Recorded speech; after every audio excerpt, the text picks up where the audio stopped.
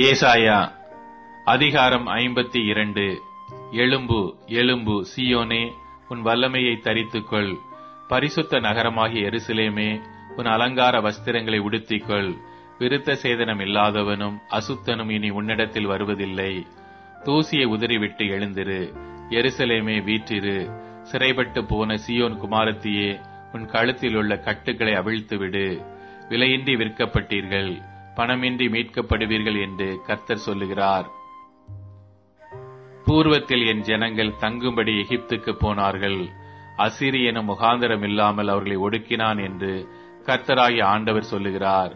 இப்பொழுது எனக்கு இங்கே என்ன இருக்கிறது? என் ஜனங்கள் விருதாவாய் கொண்டு போகப்பட்டார்கள். அவர்களை ஆளுகிறவர்கள் அவர்களை அலறப் பண்ணுகிறார்கள். நித்தமும் இடைவிடாமல் என் நாமம் தூஷிக்கப்படுகிறது என்று கர்த்தர் சொல்லுகிறார். இது நிமித்தம் என் ஜனங்கள் என் நாமத்தை அறிவார்கள். இதை சொல்லுகிறவர் நானே என்று அக்காலத்திலே அறிவார்கள். இதோ இங்கே இருக்கிறேன் என்று கர்த்தர் சொல்லுகிறார். சமாதானத்தை கூறி நற்காரியங்களை சுவிசேஷமாய் அறிவித்து இரட்சிப்பை பிரசித்தப்படுத்தி உன் தேவன் ராஜரீகம் பண்ணுகிறார் என்று சீயோனுக்கு சொல்லுகிற சுவிசேஷகனுடைய பாதங்கள் மலைகளின் மேல் எவ்வளவு அழகாயிருக்கின்றன. உன் ஜாமக்காரருடைய சத்தம் கேட்கப்படும். அவர்கள் சத்தமிட்டு ஏகமாய் கெம்பீரிப்பார்கள். ஏனென்றால் கர்த்தர் சீயோனை திரும்பி வரப்பண்ணும்போது அதை கண்ணார காண்பார்கள். எருசலேமின் பாழான ஸ்தலங்களே, முழங்கி ஏகமாய் கெம்பீரித்து பாடுங்கள். கர்த்தர் தம்முடைய ஜனங்களுக்கு ஆறுதல் செய்து எருசலேமை மீட்டுக் கொண்டார்.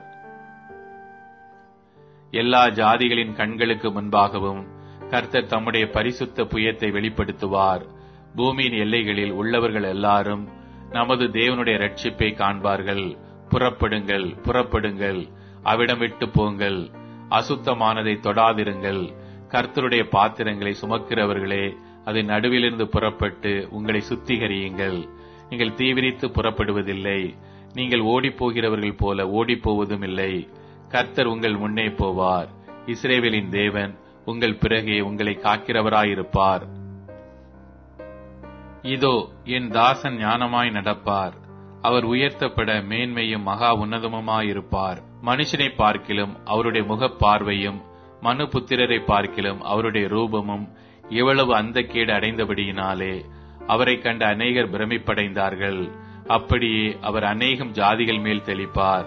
அவர் நிமித்தம் ராஜாக்கள் தங்கள் வாயை மூடுவார்கள்.